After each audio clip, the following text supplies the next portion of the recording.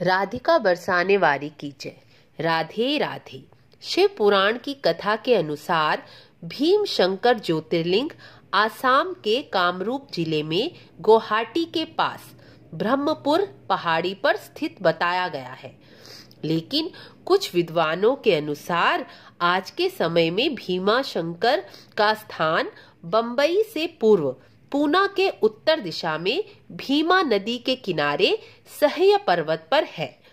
सह्य पर्वत के उस शिखर का नाम, जहां ज्योतिर्लिंग का प्राचीन मंदिर है, उस शिखर का नाम डाकनी है।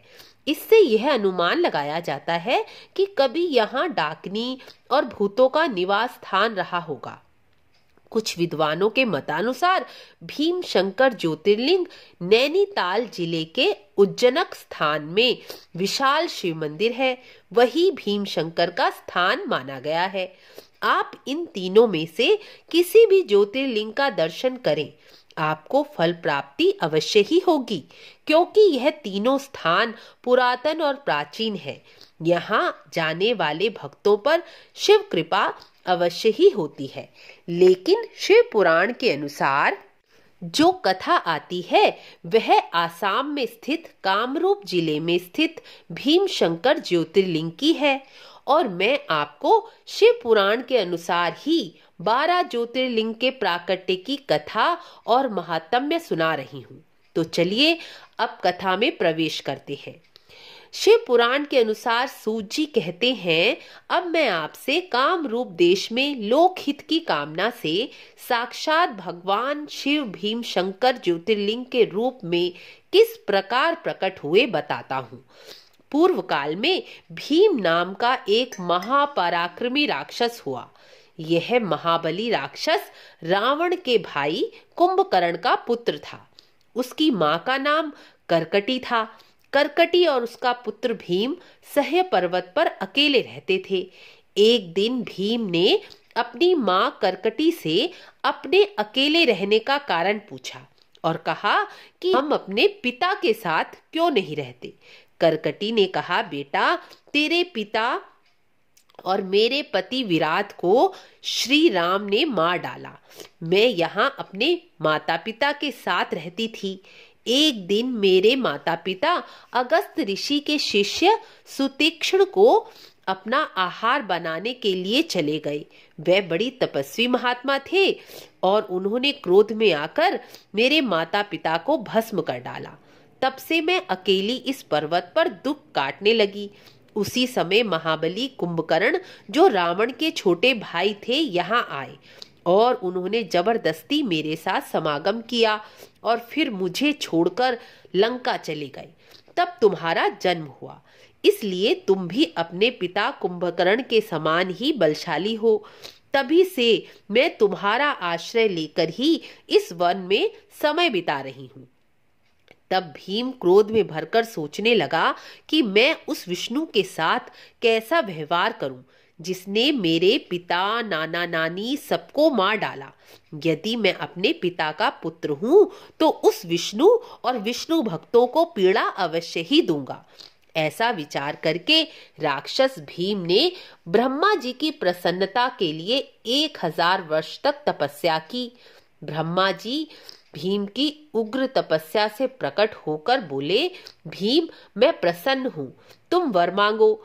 भीम ने कहा, यदि आप मुझ पर प्रसन्न हैं तो मुझे ऐसा बल दीजिए जिसकी कहीं तुलना ना हो। ब्रह्मा जी से वर पाकर वह बहुत ही घमंडी हो गया। ब्रह्मा जी वर देकर अपने धाम को चले गए। भीम वर पाकर विष्णु भक्तों, ब्राह्मणों पर अत्याचार करने लगा। उसने धर्म का नाश करने के लिए सभी अधर्म के कार्य किए और जिससे धर्म का लोप हो जाए वैसे वैसे भी कार्य किए। उसने स्वर्ग से देवताओं को निकाल दिया, श्री हरि के साथ भी युद्ध किया और युद्ध में उन्हें परास्त कर दिया। उसने धीरे धीरे पूरी पृथ्वी को जीतना शुरू कर दिया। सबसे पहले कामरूप देश के राजा सुदक्षिण को जीतने वह गया और राजा के साथ भयंकर युद्ध किया। राजा युद्ध में परास्त हो गए और धर्मात्मा राजा को उसने कैद में डाल दिया। राजा कैद में पड़कर भी भगवान शिव की मूर्ति बनाकर पूजन करने लगे। क्योंकि राजा महान शिव भक्त थे, वह मानसिक स्नान करके प्रत्येक घड़ी ओम नमः शिवाय का जप करते रहते। सभी देवता, ब्राह्मण, ऋषि ने भी दुखी होकर महादेव के पास जाकर भीम राक्षस से रक्षा करने की प्रार्थना की। तब महादेव ने सबको आश्वासन देकर विदा किया और कहा कि मैं भीम राक्षस का नाश अवश्य ही करूंगा। आप राजा सुदक्षिण से कहिए कि वह ध्यान पूर्वक मेरे नाम का जप करता रहे। राजा के इस प्रकार मंत्र जप पूजन को देखकर वहां किसी राक्षस ने भीम को जाकर कह दिया कि राजा तुम्हें मारने के लिए कोई अनुष्ठान कर रहा है।